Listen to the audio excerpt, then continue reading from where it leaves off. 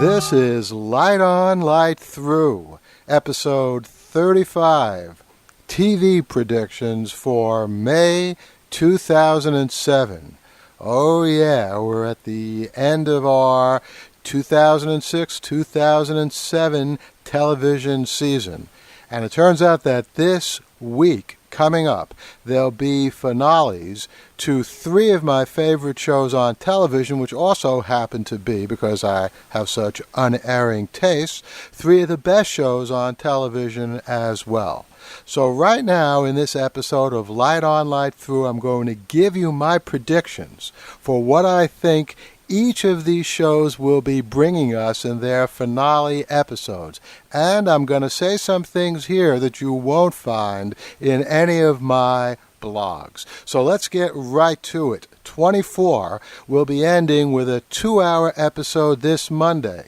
And just to give you a tiny bit of background, Jack Bauer's had a tough year of it. His father, Philip Bauer, turns out to be a pretty bad guy. At the very least, he killed Jack's brother.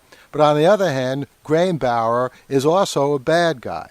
Now, at the end of the last episode, it looked as if Philip Bauer was trying to pressure the acting president, or actually the Vice President Daniels, who is acting as president, to get custody of Jack Bauer's nephew, Josh. And in a very poignant part of that last episode, we see Doyle, who also works at CTU, taking Josh Bauer in a helicopter over Jack Bauer's strenuous objection. And, of course, Jack Bauer is restrained. He wouldn't have let that happen. All right, here are my predictions for what I think is going to happen. First of all, I have a feeling that Philip Bauer is not as bad as we might think he is. He's done some bad things, but so far all that we've seen him do that's really bad is kill Jack's brother, who, as I mentioned, is bad himself. And in fact, Philip Bauer did have the chance to kill Jack Bauer and did not. So I think we might be surprised that somehow Philip Bauer may in the end turn out to be maybe not a complete good guy, but more of a good guy than we expected. There's also a romantic issue at stake here.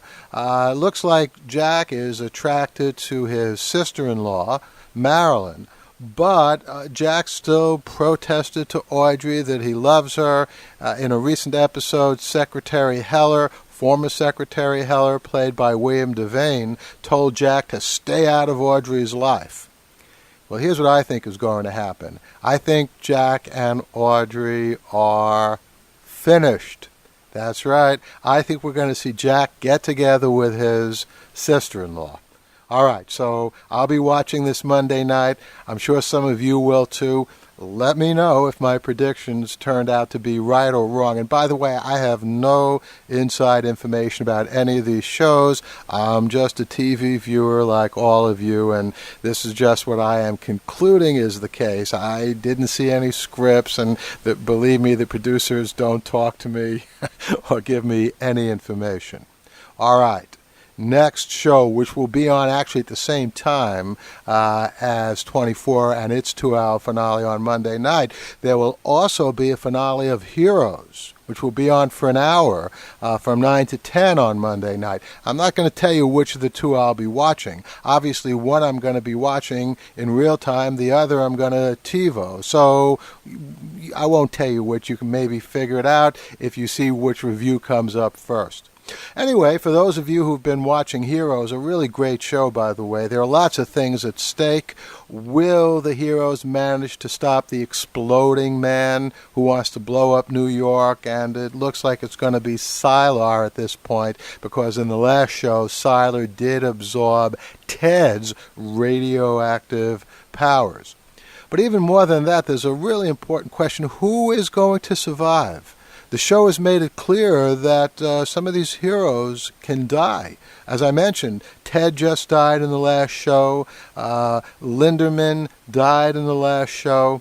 So I think it's clear that not all of our favorite heroes are going to survive this last episode of this season of Heroes. And here are my predictions for who will not survive, much as I hate to see them go. I think Peter Petrelli will not survive. I think Nathan Petrelli will. And I hate to say it, I think Matt Parkman won't survive either, the telepathic cop. I just have a feeling that he's not going to make it. But I'm sure that Hero will survive. And they've been making a point that Ando, in one of the futures, in fact, in the future show which showed what would have happened 5 years from now if the bomb does go off, they made the point that Ando didn't survive. I think Ando will survive. So let's see if I'm right, and again, tell me and let me know whether my predictions, I'll know whether my predictions were right or not, but you can certainly send me some email and say, hey, Levinson, you were wrong. All right. Now there's another show that is going to have a 2-hour finale, like 24, but this will be this Wednesday night. And this show, of course, is Lost. Lost has had a very interesting 3 years now on ABC. It started out the first year a real ball of fire. It was really like no other show on television. It had so many complicating factors, it was sometimes hard to tell what was going on. And this was actually a very good thing at first because people would talk about it all night on the web. There'd be various sites set up to explore this and that little possibility. Not so the second year, where, in the opinion of a lot of people, including me, the show began to wander a little bit. It lost some of its focus. I wrote an essay about halfway through the second year called Lost, Keys to What's Really Going On. And by the way, you can read that essay anytime. It's at paullevinson.blogspot.com. And in that essay, I argue that the fundamental path of realizing what is happening in Lost are the inexplicable coincidences that we see in the backstories of the characters. You know what I'm talking about, Jack and Desmond meeting on the steps of the stadium before they even meet on the island, Kate's father running into Saeed in Iraq. Just in the last episode, we see Charlie in England saving Nadia, Saeed's true love, from a mugger. Now, there's just no way in any ordinary universe that these interactions could have occurred among people who later would all wind up on the same doomed plane. That's just not possible. So, sooner or later, we're going to find out some of these things. I don't think we're going to find out a lot in the finale, but here is my prediction. And it's not a prediction about which characters will leave the island or anything like that. It's a different kind of prediction. It's sort of a meta prediction. That is, it's a prediction about the overall show. I think that we're seeing pretty much the last of the flashbacks as a narrative technique in Lost. We may still see an occasional flashback once in a while, but I think that we're going to see on the last show a few of the characters at least get off the island. And then we're going to see next year in Season 4, which won't begin until 2008, we'll see life on the island for the characters who remain, and we'll see what's going on off the island in the present, not in flashback time, among those characters who got off the island. And, one other thing about Lost. Remember Michael and Walt? They got off the island last year. Well, I have a feeling we're going to see, I'm not sure about Walt, but we're going to see Michael in this finale. I don't know how, but he's going to walk in and do something very, very significant. So I'll be watching Lost as well, and let me know what you think of the finale. You know, there are so many possibilities that I'm sure that even if my predictions are correct, there'll be many, many other things that'll be happening as well. And by all means, email me at Paul Levinson at lightonlightthrough.com. Let me know what predictions you have. If you want to get them to me before the finales, I'll be happy to mention anyone's name on the next podcast, on next week's Light On Light Through, who gets any prediction right. So if you can email me prediction of Lost, and I get it before next Wednesday, and you're right, hey, I'll mention your name on the show next week. The Light on Light Through podcast is proud to be part of the Blueberry Network. That's blueberrywithnoease.com. And now a word from our new sponsor, GoToMyPC. Communication theorists know that there are two kinds of information that we need to thrive in this world.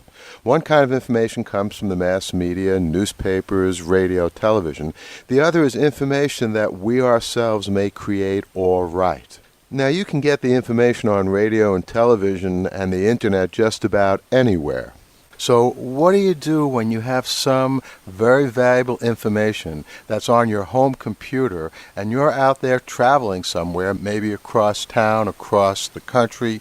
Use GoToMyPC and you'll discover the power and freedom of the web. Try it free right now for 30 days with unlimited access. For this special offer, just visit GoToMyPC.com/podcast.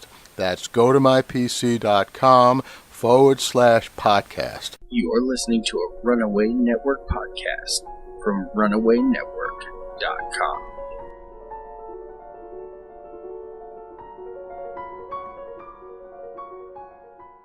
Yes, indeed, and the LightOnLightThrough.com podcast is now proud to be part of two networks, the Blueberry Network, which is sweet, and the Runaway Network, which is very edgy.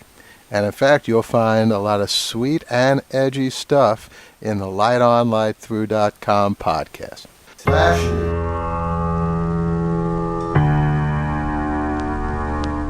And our flashes once again this week is about politics, and in particular the second Republican presidential debate that took place on Fox earlier this past week. Now, what I'm concerned about is not the debate itself, but the way that Fox News reported the poll that it took after the debate, which was designed to get some kind of public reading on who won the debate.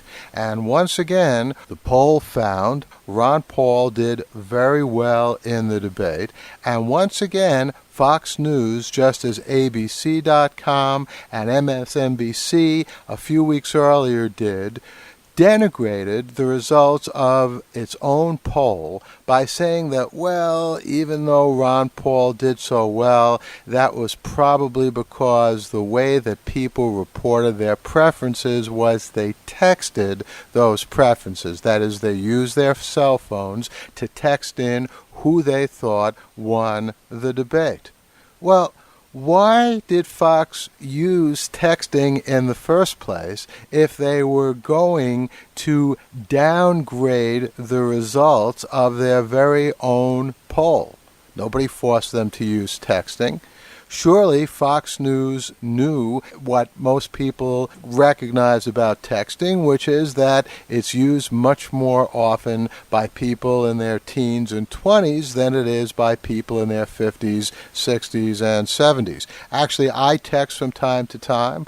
I'm a lot older than 20, but I'm one of those sparkling exceptions.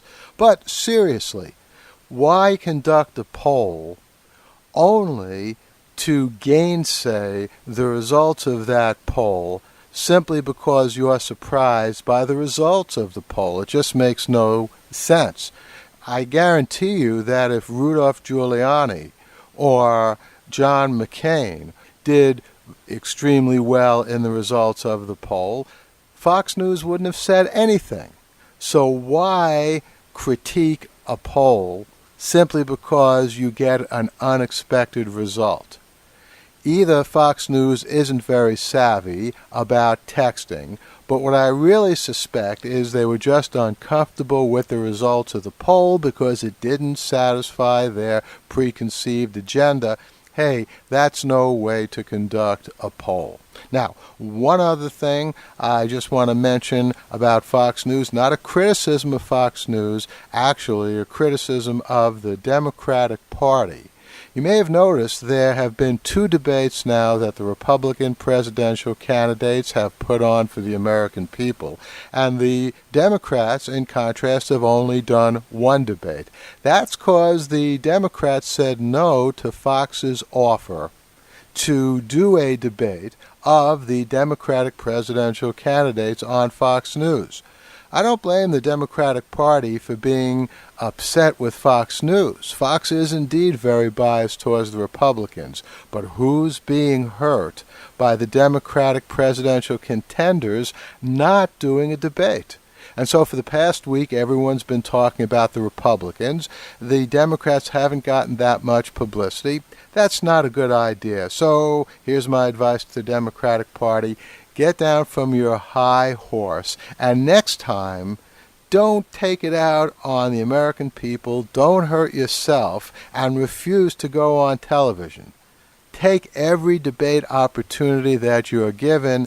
That is in accord with the American people getting as much information as possible on all of the presidential candidates. So that's my 2 cents on this. Promo.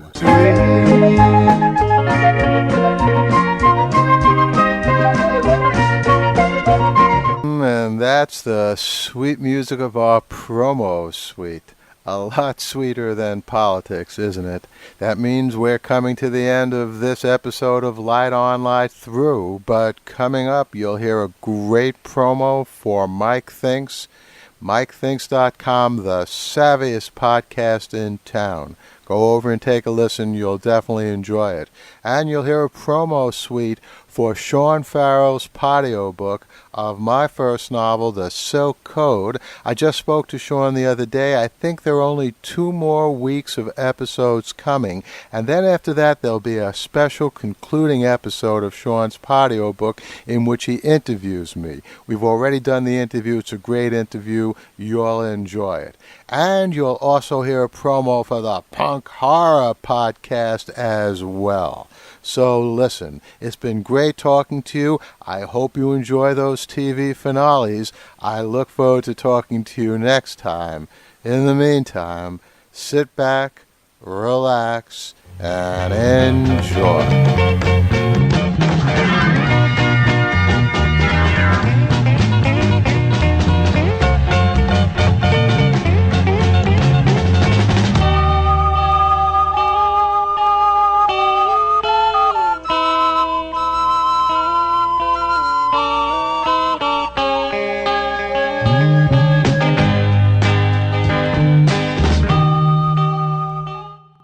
Check out the Mike Thinks podcast, www.mikethinks.com. News and current events with an opinion. The Mike Thinks podcast. It's the news you missed. www.mikethinks.com.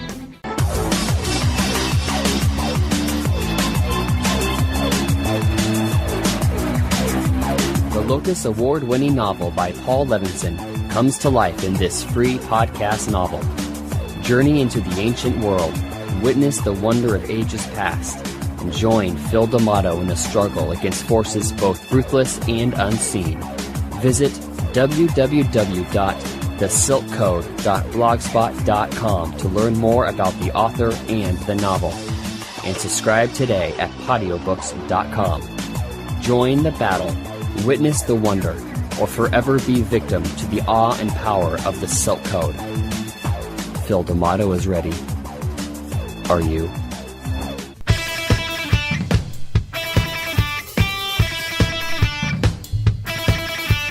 Punk Horror Podcast, coming to you every other week from Punk Horror Press, featuring The Punk and the Pastor, a movie review show featuring Gabriel Yanis and Stacey Campbell, and Author Red Fiction, featuring the best in horror and punk fiction. Don't miss it. Subscribe now at www.punkhorror.com.